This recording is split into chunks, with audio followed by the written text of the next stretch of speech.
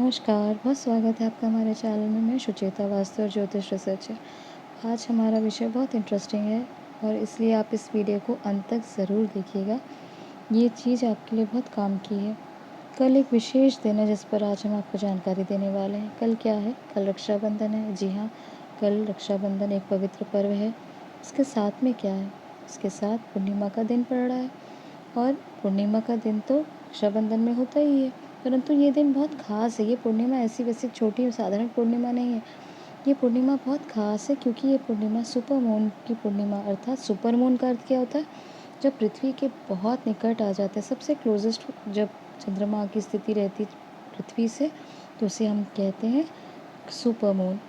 और इसीलिए सुपर जो मून है, चंद्रमा है, वो बहुत ज़्यादा चमकीले चमकदार दिखेंगे और जो उनकी इंटेंसिटी है वो कई गुना बढ़ जाएगी।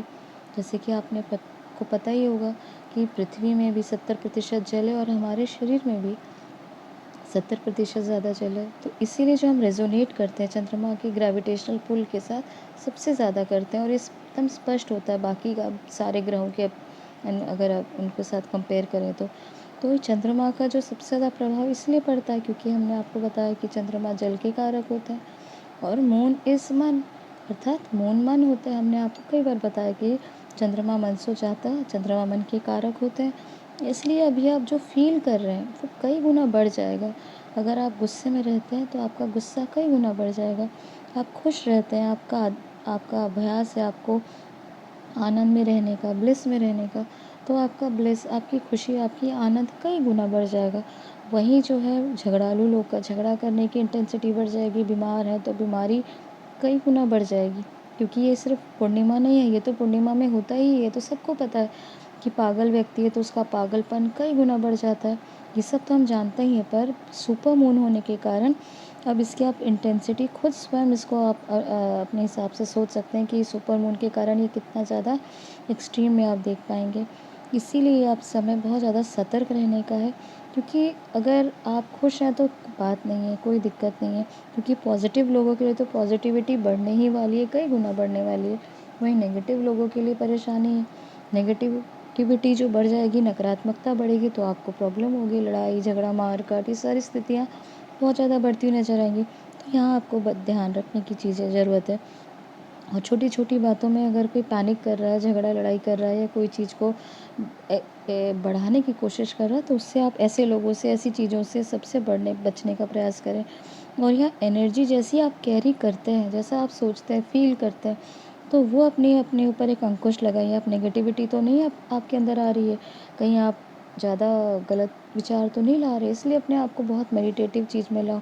अगर आप साधक हैं, साधना करते ही हैं, तो आप देखेंगे आपकी क्लैरिटी बहुत ज़्यादा क्लियर होगी, क्लैरिटी ऑफ माइंड आपकी बहुत ज़्यादा, जो आप सोच रहे हैं, बहुत कुछ अगर आपके मन में विचार हैं, तो उसके ऊपर आप चिंतन करिए। कोई बड़ा डिसीजन लेना है तो उसके लिए चिंतन तो कर सकते हैं, परंतु आप कोई बड़े डिसीजन नहीं लेंगे। ये समय नहीं है बड़ा डिसीजन लेने का। क्यों नहीं है बड़ा डिसीजन का समय लेने का? क्योंकि अभी भावनात्मक रूप से आप बहुत ज़्यादा अनस्टेबल होंगे, बहुत ज़्यादा आपके अंदर जो है भावनाओं का उफान उमड़ेगा, आप सही चीज़ों के बारे में नहीं सोच पाएंगे। आप देखेंगे कि जो भी आप डिसीजन ले रहे हो बहुत भावुक होकर ले रहे हैं, और प्रैक्टिकली ये सब चीज़ें ज़रूरी नहीं है कि आप जो सोच रहे हैं भावनात्मक रूप से वो आपको फ़ायदा करे। तो इसीलिए कोई डिसीजन नहीं लेंगे, बस मेडिटेशन करेंगे चीज़ों की क्लैरिटी के लिए, चीज़ों के लिए स्पष्टता आपके दिमाग में आए, क्या करना चाहिए। और अगर आप ये नए विचार नहीं भी चाहते, नहीं कुछ आपने नए प्रोजेक्ट, नया कुछ कमेंट्स नहीं भी कर रहे, तो भी आप चुपचाप शांत होकर मेडिटेशन करिए, क्योंकि 2-3 दिन जो इसकी एनर्जी है काफ़ी ज़्यादा उत्पात मचाने वाली है। बहुत ज़्यादा अगर आपने आपको शांत और एकाग्र रखेंगे तो इससे आपकी आंतरिक शक्ति तो बढ़ेगी, आपका मन शांत तो रहेगा, आपको इसमें स्वास्थ्य में भी लाभ होगा, आपको अंदर आत्मा को भी आपको एक अलग शांति का इस समय आप फील कर सकते हैं। और वैसे भी आप जानते हैं पूर्णिमा का समय तो ऐसा ही होता है जब हम अपनी साधना बढ़ा ही देते हैं, क्योंकि देवी शक्तियाँ कई गुना बढ़ जाती हैं। इसीलिए ये समय ही होता है कि हम अपनी थोड़ी एनर्जी बढ़ाने के लिए इस समय, पूर्णिमा के समय, अपनी साधना स्पेसिफिकली चंद्रमा के नीचे बैठ के जो साधना है उसको करना खूब विशेष अच्छा शुभ माना जाता है। तो ये चीज़ें अगर आप करें तो और अच्छा है। और साथ ही साथ ये देखें, आप पर्यावरण और प्रकृति में भी आप देखेंगे चीज़ें बहुत ज़्यादा एक बड़ी परेशानी ला सकती है, क्योंकि आपको जानकारी होगी पूर्णिमा और अमावस ग्रहण यही एक समय होता है जिस समय सबसे ज़्यादा अर्थक्वेक या नेचुरल कैलामिटीज़ जो है बहुत ज़्यादा बढ़ जाती हैं, स्पेसिफिकली अर्थक्वेक, भूमिकंप जिसे हम कहते हैं, तो सुनामी, भूमिकंप, टाइडल चेंज, टाइडल जो आप देखते हैं, इस सब चीज़ों से आपको बहुत ध्यान रखना है और ज़्यादा आपको ध्यान रखना है अपनी हेल्थ इश्यूज़ के साथ में। और ये चंद्रमा जो मन का कारक है, ये जो ग्रहण जो भी अभी सुपर मून जो भी बन रहा है, पूर्णिमा जो बने अभी शुरू होगी, वो घनिष्ठा नक्षत्र में होगी। और आप जानते हैं घनिष्ठा नक्षत्र is no good for relationship. इनके जो ग्रह हैं वो है मार्स, मंगल। तो आपको अभी रिलेशनशिप में अगर आप हैं, शादी में अगर आप वैवाहिक जीवन को सुचारू रूप से चलाना चाहते हैं, तो अपने छोटी-छोटी बातों को लेके पैनिक मत करिए।